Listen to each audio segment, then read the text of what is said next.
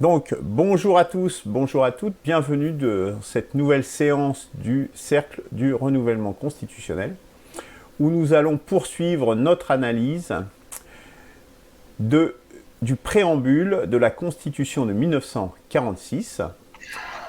Aujourd'hui, au programme, l'article 5, un article très copieux, dont nous allons analyser simplement la première partie aujourd'hui, et nous analyserons dans une seconde séance l'autre partie. Je vais d'abord vous en donner lecture, puis je vous ferai une analyse de cette première partie. Chacun a le devoir de travailler et le droit d'obtenir un emploi. Nul ne peut être lésé dans son travail ou son emploi, en raison de ses origines, de ses opinions ou de ses croyances. Voilà un article aux atours séduisants, puisqu'il apparaît ouvrir à chacun le droit à un emploi. Une lecture rapide pourrait en déduire qu'ainsi le chômage serait devenu impossible, puisqu'illégal. De nouveau, hélas, il nous faut constater que la mariée est trop belle pour être vraie. Et nous le savons tous, puisque le chômage est endémique dans notre pays. En vérité, cet article n'a rien d'anodin. Outre les questions sociales qu'il soulève, et qui apparaissent aisément à l'esprit exercé de notre auditoire, il faudrait réserver à ce point une seconde partie de l'étude de l'article 5. En effet, une première partie plus fondamentale encore nécessite un examen d'ordre, certes juridique, mais dont les résonances philosophiques ne peuvent être ignorées. Analysons ce texte. Chacun a le devoir de travailler. Un devoir est une directive adressée à un citoyen vis-à-vis de la société. Nous sommes donc ici face à une injonction à laquelle l'individu doit se conformer pour être un membre à part entière de la société. Bien entendu, toute société humaine repose sur le travail, et tout particulièrement sur le travail social. Une des caractéristiques de notre espèce, un de nos besoins fondamentaux, comme Marx le pose d'ailleurs, puisqu'il distingue l'espèce humaine comme celle, j'ouvre les guillemets, se mettant à produire ses moyens d'existence. L'idéologie allemande, 1846. Le Que sais-je de Jules Carle, intitulé Le premier homme, précise, page 40 à la section Fabriquer un outil. Toute la différence entre l'homme et l'animal se retrouve entre le chemin et la piste. Pour qu'un chemin existe, il faut le faire, tandis que la piste finit par exister sans qu'on se soit jamais préoccupé d'elle. Le propre de l'homme étant de fabriquer des outils afin de pouvoir exister. Le travail est bien un besoin fondamental de notre espèce. Et pas n'importe lequel d'ailleurs, car à bien y regarder, il conditionne tous les autres. Dès lors, est-il raisonnable de le poser en premier lieu comme un devoir de l'individu envers la société ? Ne serait-il pas plus approprié de poser comme principe que la nation s'oblige à promouvoir le travail pour chacun de ses citoyens ? Pour illustrer cet éclairage inversé, on se bornera à évoquer le caractère délétère des situations suivantes. Les situations de rente, où des revenus confortables s'acquièrent juste par la naissance, dispensant ainsi du devoir de travailler. Les situations de chômage, véritables déstabilisateurs des individus et des familles, déstabilisation pouvant aller jusqu'à la destruction. les situations d'inutilité à laquelle sont réduits les inemployables, durablement. Véritable machine à produire des sous-hommes, rivetés à la télévision et autres jeux vidéo. Certains diront que je m'écarte de l'analyse stricto sensu des textes. Pourtant, l'inversion des valeurs pointées ici entre devoir du citoyen et obligation de la nation entraîne des conséquences bien factuelles, comme nous venons de le montrer. Nous appliquerons donc un veto pour inconstitutionner d'une exigence vis-à-vis des citoyens, là, c'est-à-dire au niveau des principes fondateurs, où ce sont usuellement des obligations de la République envers le peuple qui y sont inscrits. Voilà, messieurs, j'en ai terminé de cette analyse et je vous invite donc à réagir à mes propos. Qui veut commencer ? Jean-Charles. Ah, d'accord. Je suis très satisfait de ta présentation parce qu'effectivement, cette simple injonction, quand même malaisant. Oui, de dire que, de dire que chacun a le devoir de travailler, ça exclut, enfin, c'est une négation de beaucoup de situations. Tu en as cité quelques-unes. J'en rajouterai tout simplement le désir de dilettante de certaines personnes, ou je ne sais pas quel schéma de femme au foyer qui est censé ne pas travailler, mais encore une fois, ces femmes, travailler au sein du foyer, donc c'est un travail, mais là il y a aussi la notion de travail rémunéré et travail bénévole ou travail au sein d'une communauté, donc la famille par exemple, sans que ça soit reconnu socialement. Enfin, il y a des tas de situations qu'on pourrait ajouter à celles que tu as décrites. Et effectivement, cette injonction de devoir est malaisante. Il est bien que tu aies mis sur le pied philosophique la réflexion, puisque ça enjoint à se questionner sur le contrat social qui lie les hommes entre eux, et de savoir si le travail est une finalité en soi. Voilà, c'est ce genre de questions. Bon, on n'est pas là pour faire des propositions, mais je pense que la solution que tu proposes, c'est une inversion. C'est-à-dire que c'est la société qui doit ménager le cadre favorable à tout individu d'exercer un travail et ensuite de qualifier ce travail, parce qu'il faut aussi qualifier le travail, comme je l'ai suggéré tout à l'heure, enfin juste avant, c'est que le travail n'est pas forcément une monnaie d'échange d'individu à la société pour lui permettre d'exister dans la société. Le travail la finalité du travail est la grande question qui se pose.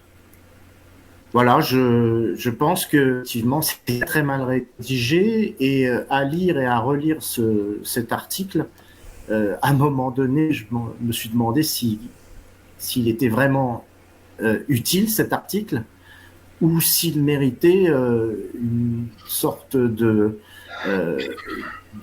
paragraphe beaucoup plus large et beaucoup plus ample pour ne pas nier ce qu'il y a, tous les commentaires que nous sommes en train de faire. Parce que se satisfaire simplement d'une injonction au travail, c'est tout simplement nier toute la réflexion qu'on est en train de mener. Et cette réflexion, elle vient à l'esprit pourtant assez facilement de n'importe qui veut et désire se poser un peu un minimum de questions sur notre existence. Voilà, je m'arrête là pour l'instant sur ce commentaire. Merci Jean-Charles. Donc on a eu quelques petites coupures de son, hein, surtout au début. Ouais. Pas moi. Mais bon, je pense que ça devrait aller quand même. Christian, si tu veux poursuivre. Oui, merci. Alors, merci Luc pour cette présentation. Et bon, je respecte ton parti pris de vouloir séparer la notion de devoir de travailler de la notion de droit d'obtenir un emploi, de l'étudier de façon séparée. Je le respecte, mais je ne le partage pas parce que je considère que cette première phrase, l'article 5, tout citoyen a le devoir de travailler et le droit d'obtenir un emploi, est censé, dans l'esprit du rédacteur, et je dirais à la lecture de cette phrase complète, équilibrer justement la notion de devoir travailler et la notion de droit d'obtenir un emploi. C'est-à-dire que le législateur voudrait justifier son injonction. Je vais reparler de la nature de cette injonction. L'injonction, vous devez travailler, mais vous avez le droit d'obtenir un emploi. Parce que si on enlève le droit d'obtenir un emploi et qu'on dit simplement vous avez le droit de travailler, la phrase n'est plus du tout la même. C'est pour ça que je pense qu'elles doivent être traitées ensemble et détruites, bien entendu, ensemble. Voilà. Alors, maintenant, pour ce qui concerne le veto que donne Luc sur le devoir de travailler, alors je suis complètement d'accord. Cette phrase n'a rien à faire dans une constitution. Cette phrase, effectivement, comme vous l'avez dit tous les deux, c'est une injonction, mais je considère que ce n'est pas une injonction philosophique. J'ai entendu parler de philosophie. Vous savez qu'à chaque fois que j'entends parler de philosophie dans les études constitutionnelles, je ne suis jamais d'accord. Pour moi, il s'agit d'une injonction morale. Ce n'est pas une injonction philosophique. Non. Ou alors, la morale fait partie de la philosophie. Bon, c'est une injonction morale, c'est-à-dire qu'on veut stigmatiser les citoyens en disant c'est l'ordre moral, et une partie de l'ordre moral, ça consiste à travailler. Si on ne travaille pas, on est en dehors de l'ordre moral, et donc on est blâmable.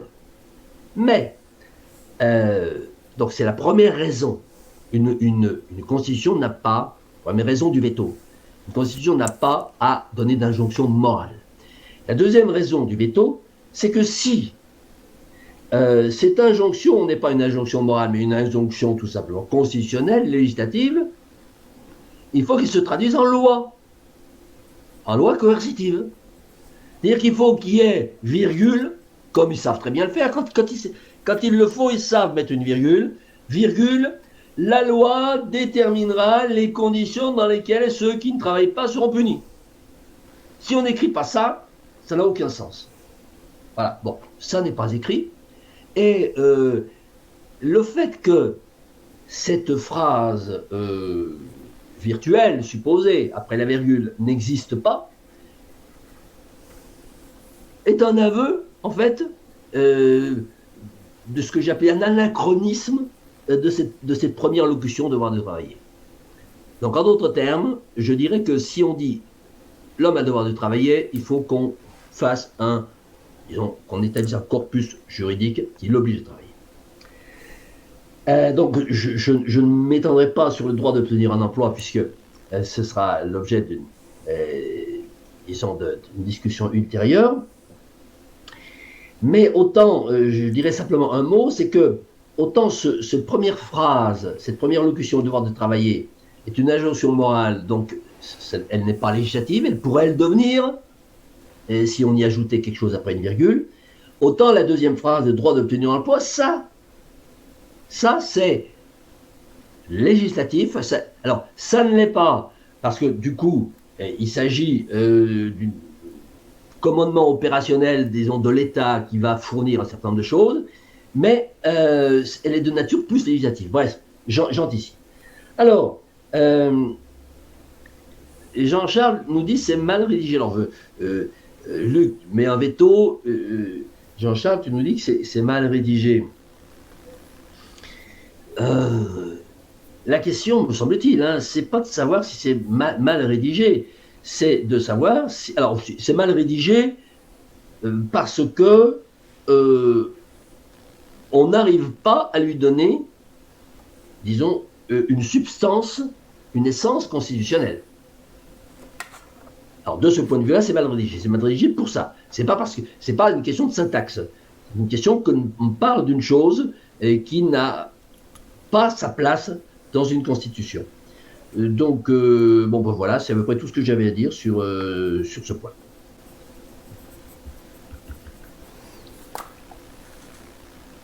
Bien, bon, je pensais que le débat serait plus ardent. Bon. Sur tes remarques, Christian, déjà le choix que j'ai opéré de prendre cette premier élément, qui est quand même un élément qui en soi dit quelque chose, et puis il y a un deuxième élément dans la phrase qui dit le droit au travail, effectivement, qui traite du droit au travail, qui est de plus de nature législative. C'est effectivement parce qu'il y a une affirmation importante au départ, puis il y a une deuxième affirmation, très très séparément, effectivement, qu'il faudra traiter conjointement, je dirais, dans une troisième, peut-être dans une troisième analyse, un troisième tour en tout cas. Mais c'est pas, je crois que cette première partie est en elle-même autoportante et nos remarques le montrent bien. Tu parles d'une injonction morale. Là, pour le coup, je m'inscris, et pas sur une injonction de nature philosophique. Là, là pour le coup, je pense que nous avons une divergence tout à fait importante, car il ne s'agit pas de morale, je crois, ici. Il s'agit réellement d'éthique, vraiment de philosophie. Je rappelle ce que disent les deux auteurs que j'ai cités, mais j'aurais pu en citer d'autres. Hein. Un que sais-je, qui fait référence, qui a fait 4 éditions, voire 5 éditions. Et puis Karl Marx, qui est quand même un des philosophes quand même assez reconnu pour ses analyses, place pas ça simplement n'importe où. Le travail, c'est ce qui définit l'espèce humaine. Il n'y a aucune morale là-dedans. C'est bien antérieur à la morale. La morale, qu'est-ce que c'est? La morale est liée à un ensemble, un corpus, je dirais, souvent d'origine religieuse d'ailleurs, qui va donner un certain nombre de commandements, un certain nombre de préceptes, je dirais, pour une société donnée, dans le cadre d'une société donnée. On parle de la morale bourgeoise, par exemple. Donc on est bien dans une morale, dans quelque chose qui est très contextuel. L'éthique, la philosophie, les points qui sont montrés là, ne sont pas du tout conjoncturels. Ils sont consubstantiels. On parle bien de la substance à l'être humain. Non, il ne s'agit pas de morale, il s'agit vraiment de fondement humain. D'ailleurs, si je peux prolonger là-dessus, quand je dis à un moment donné qu'on s'aperçoit qu'en définitive, le travail est le besoin le plus important, nous l'avons mis tout en haut comme la chose la plus importante. Et c'est logique a posteriori, puisque on s'aperçoit que c'est ce qui fonde l'espèce humaine. Donc c'est tout à fait normal que ça soit vraiment tout au fondement je dirais, de l'âme humaine, de l'esprit humain, de la nature humaine, de son caractère. Et du coup, les autres besoins en sont subordonnés. Prenons par exemple la liberté. On a envie de mettre la liberté comme le besoin de l'âme le plus important. Bien nous, c'est ce que nous avions fait. Hein. D'ailleurs, c'est ce qu'a fait Simone Veil également, la philosophe. Pourtant, elle a consacré tout le reste de son ouvrage, quasiment l'enracinement, qui est son ouvrage majeur. Quasiment, elle a consacré tout le reste au travail. Elle n'a pas osé mettre le travail comme la chose la plus importante. Pourtant, si on prend par exemple le travail des femmes, on s'aperçoit qu'il ne peut pas y avoir de liberté si vous ne travaillez pas. On a donné d'ailleurs, quand nous avons rédigé la constitution de un PCCR, qu'on a repositionné le travail comme le besoin le plus important. de tous, les besoins de l'âme le plus important, justement parce qu'on a constaté ces paradoxes. Et qu'en fait, y compris la liberté et plein d'autres besoins sont subordonnés à ce besoin. Pourquoi ? Là, on a la raison aujourd'hui, que j'ai creusé grâce à cet article, c'est parce que c'est ce qui fonde l'homme, c'est ce qui fonde en premier lieu l'espèce humaine. Voilà. Christian, je te laisse répondre. Alors, peut-être, si Jean-Charles veut intervenir. Oui, disons que toute cette discussion provoque un geste de ma part. Bon, je suis pas le héros des libertaires et des gens qui rêvent d'un monde dystopique, mais au sens liberté, paradis, communauté humaine absolument, enfin baba cool, etc. Mais pour autant, quand même, il y a un certain nombre de personnes qui rêvent d'un monde où le travail serait une valeur parmi d'autres, mais pas aussi centrale que celle qui est décrite actuellement entre nous. Pour autant, je pense que effectivement, on ne peut pas échapper à la centralité du travail, mais comme je veux dire, comme je l'ai dit tout à l'heure, comme monnaie d'échange,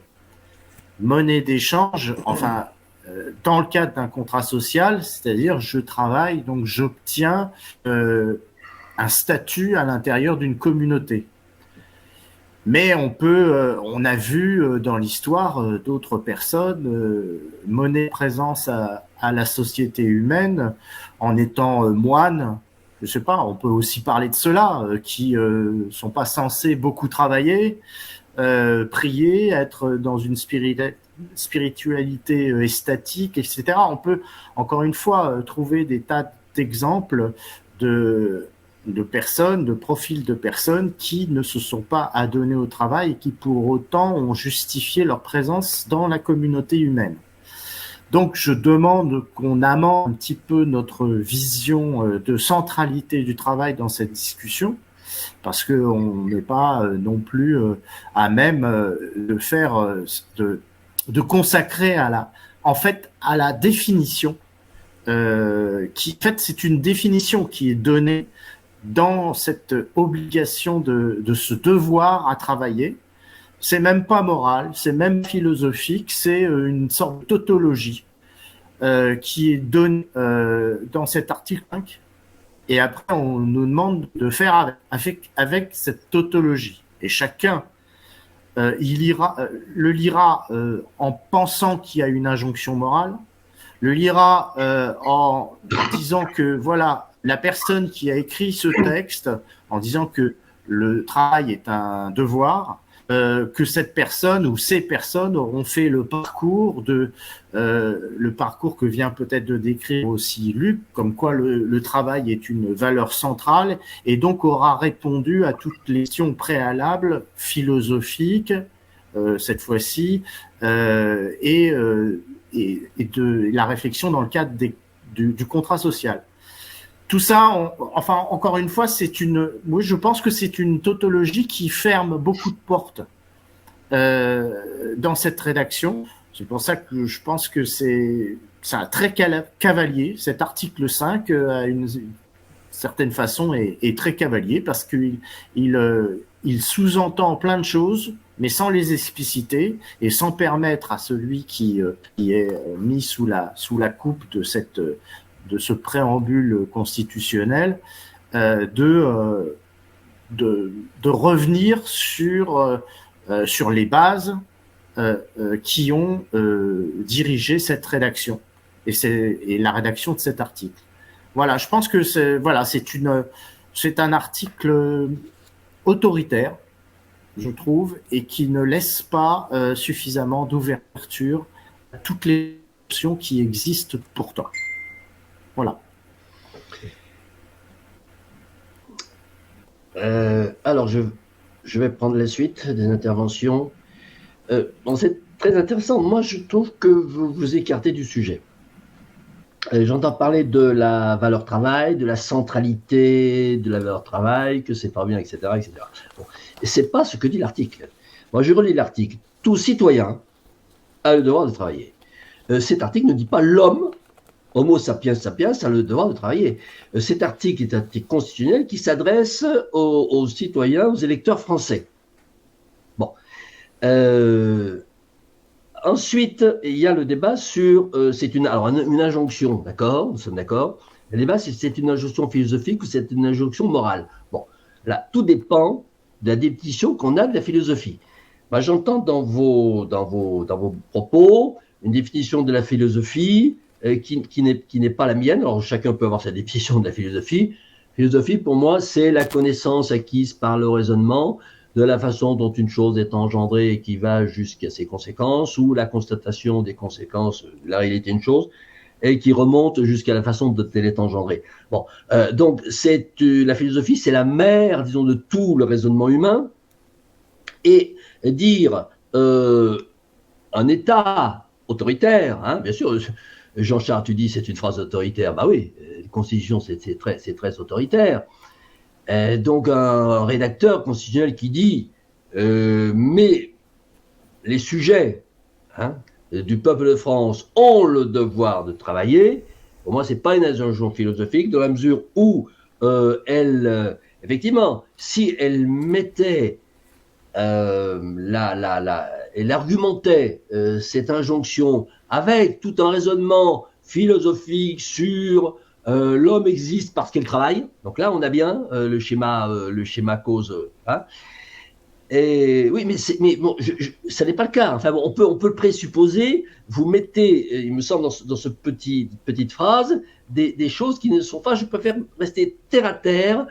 Parce que la Constitution, c'est très terre à terre, c'est une injonction du maître du pouvoir en disant vous allez tous vous mettre au boulot. Bon, et si vous vous mettez pas, c'est immoral. Bon, bref, en tout cas, c'est une injonction qui me paraît pas être philosophique. Et du coup, la question revient sur qu'est-ce que c'est qu'un devoir? Qu'est-ce que c'est qu'un maître du pouvoir qui écrit une constitution, qui écrit une table de la loi, où il va énoncer des devoirs. Bon, on en a déjà parlé un petit peu. Ça, une constitution en corpus législatif, c'est un corpus qui établit des interdictions et des obligations, mais pas des devoirs. Alors, une obligation, c'est un devoir, oui, c'est un devoir, parce que si tu ne le fais pas, tu es puni. Bon, alors, on n'appelle pas ça devoir. Devoir, il y a une notion morale dedans, devoir. Et là, et c'est la raison pour laquelle le rédacteur s'exonère de la fameuse virgule et de tout ce qu'il y a après, en disant simplement devoir. Bon, un devoir, ça veut dire que vous devez vous y soumettre. C'est un petit peu comme l'intérêt général. Il aurait pu dire l'intérêt général, c'est de travailler. On définit pas l'intérêt général, c'est une espèce de concept flottant qui s'impose au-dessus de tout le corpus législatif et qu'on n'a pas besoin d'argumenter. Et donc, on n'a pas besoin d'argumenter le fait qu'on doit travailler.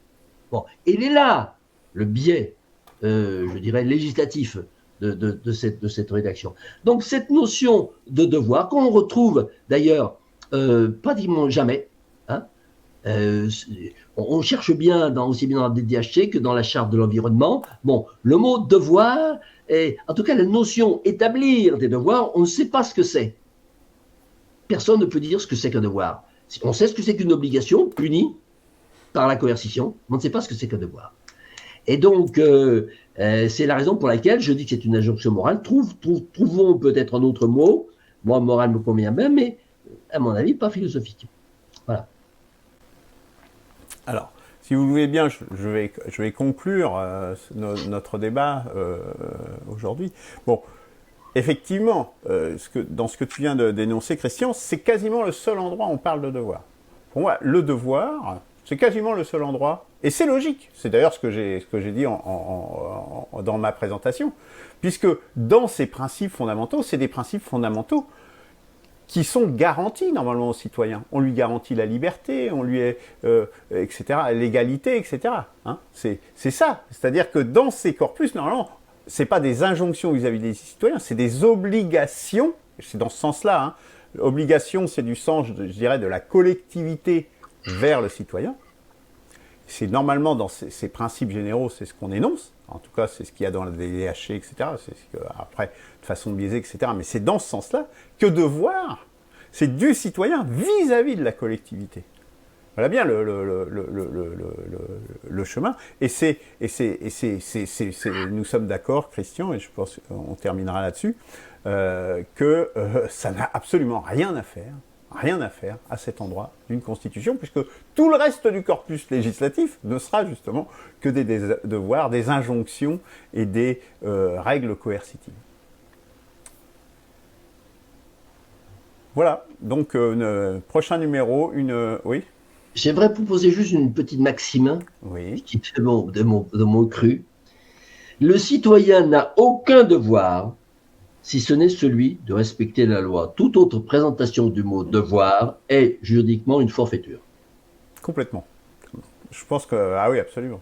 Très belle formule. Tu pourras nous la... Il faudra qu'on la note d'ailleurs en bas de la... Tu avais coupé Non, j'ai rien coupé pour l'instant. Ah bah non, donc tu... Non, on va pouvoir le mettre. Non, mais je veux dire, sur le site, on la citera comme maxime à citer. Ok. Bon, bah, à la prochaine fois pour la deuxième partie de cet article 5 du préambule de 1946. Au revoir. Voilà.